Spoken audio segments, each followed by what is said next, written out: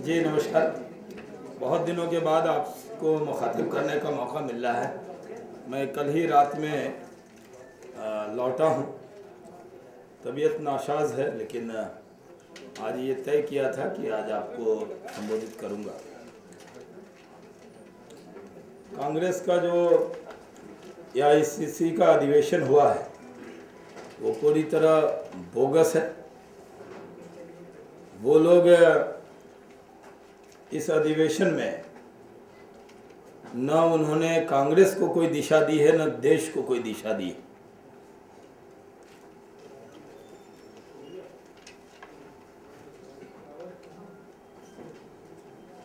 आदर्श आदमी दो तरह का भारत राहुल गांधी बताते हैं, एक अमीर भारत, एक गरीब भारत। और आम आदमी की बात वो करने वाले, उनकी परिभाषा में आदर्श आदमी और आम आदमी की जहाँ बात होती है वो देश की गरीब जनता की बात है।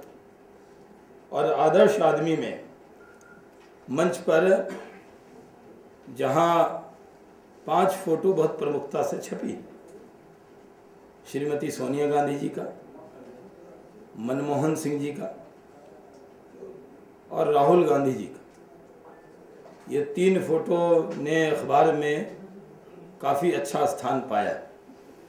महासचिवों में सिर्फ एक महासचिव श्री राहुल गांधी, प्रधानमंत्री जी की फ़ोटो, और प्रधानमंत्री जी के साथ वो गुरप्रीत सिंह सोढ़ी ने भी काफ़ी अखबारों में सुर्खियाँ बटोरी, सेठी या सोढ़ी जो।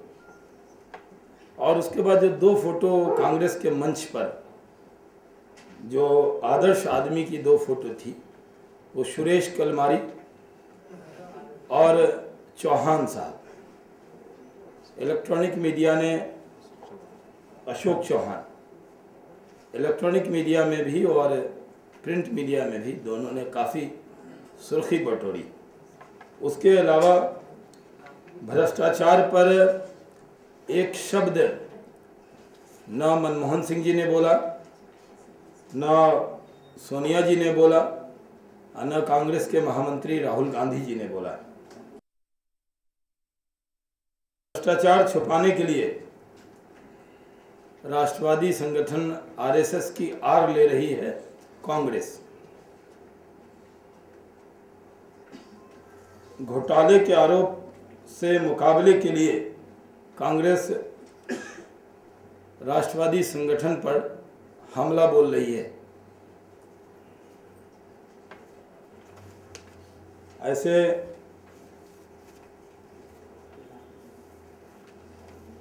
भ्रष्टाचार की जननी और संरक्षण देने में माहिर रही है कांग्रेस।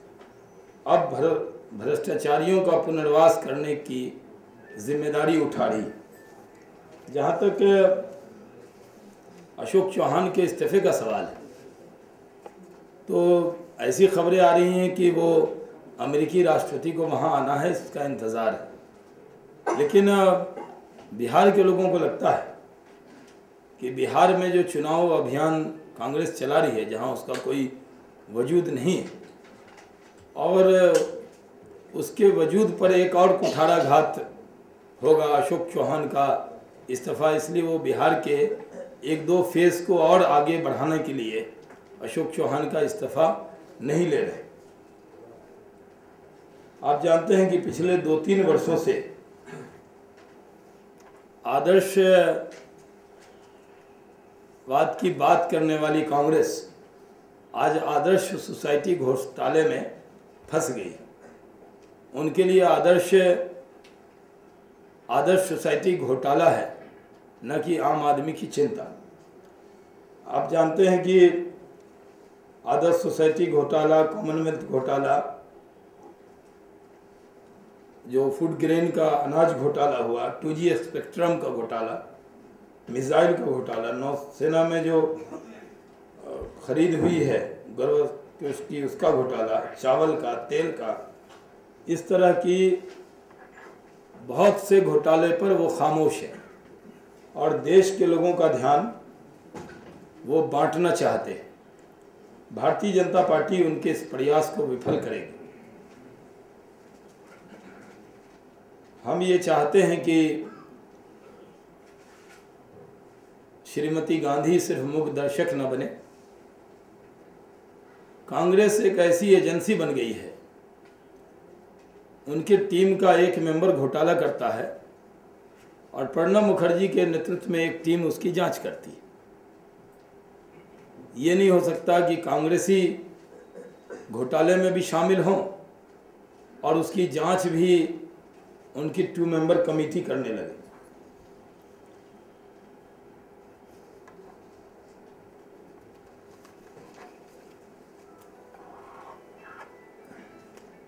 इसलिए चोरी और चौकीदारी दोनों एक एजेंसी के पास नहीं हो सकती। देश को जवाब चाहिए और कांग्रेस को इस बात का जवाब देना चाहिए कि वो भ्रष्टाचार पर खामोश क्यों। जहाँ तक मैं जानता हूँ, पिछले 20-25 सालों से संघ के अधिकारी हैं श्री इंद्रेश कुमार जी, उनको व्यक्तिगत तौर पर मैं जानता हूँ और मुस्लिम समाज में जिस तरह से उन्होंने काम खड़ा किया, उससे घबराहट में उनको टारगेट किया जा रहा है और ये प्रयास पूरी तरह से विफल होगा, क्योंकि आप जानते हैं कि माननीय इंद्रेश जी ने मुस्लिम समाज में कैसे वो राष्ट्र की मुख्यधारा से जुड़े इस काम की शुरुआत की है बहुत दिनों से। इसलिए जानबूझकर उनको टारगेट किया जा रहा है और पूरे देश के लोगों का ध्यान बांटने के लिए, खासकर जो भ्रष्टाचार के मुद्दे में ये लोग पूरी तरह से फंसे हुए हैं, इस ध्यान को बांटने के लिए इस तरह के हमले बोले जा रहे हैं। हमारे भारतीय जनता पार्टी के तरफ से इस बारे में पहले भी बहुत कहा गया है। मैं बिहार से लौटा हूँ, इसलिए बिहार की कुछ जानकारी आप तक दे दूँ। बिहार में स्थिति एकदम स्पष्ट है। एनडीए गठबंधन जीत रहा है, 3/4 से ज़्यादा बहुमत एनडीए को बिहार में मिलेगा। जदयू और भारतीय जनता पार्टी दोनों का स्ट्राइकिंग रेट पहले से बढ़ेगा। हमने बहुत scientific campaign Bharatiya Janata party की तरफ से किया है, बहुत एग्रेसिव कैंपेन किया है। अभी तक Bharatiya Janata party 379 meeting helicopter के जरिए कर चुकी, जिसमें जदयू के जरिए जो कैंपेन हुआ है वो भारतीय जनता पार्टी की 45 सीटों पर जदयू के नेता ने भी, माननीय नीतीश जी और माननीय शरद जी ने जदयू की सीटों पर भी कैंपेन किया। बीजेपी की जदयू के नेता ने बीजेपी की सीटों पर 45 स्थानों पर कैंपेन किया और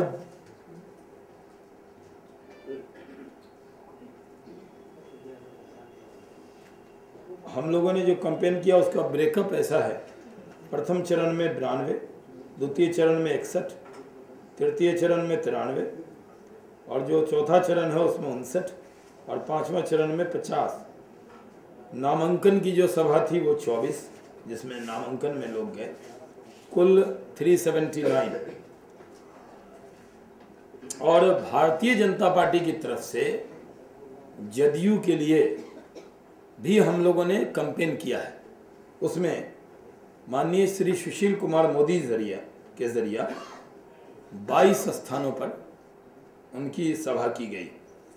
4 सभा केंद्रीय नेताओं के जरिए जदयू के क्षेत्र में हमारे केंद्रीय नेता उस क्षेत्र में गए